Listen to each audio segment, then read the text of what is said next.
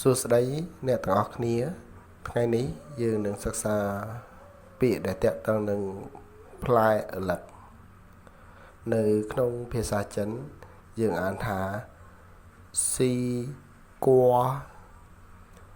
ស៊ីគួស៊ី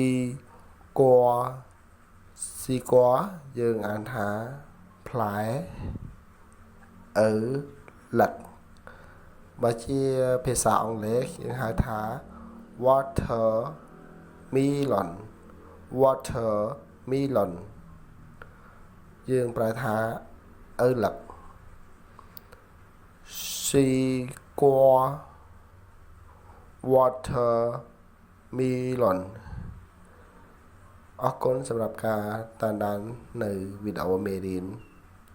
ចិនអរគុណច្រើន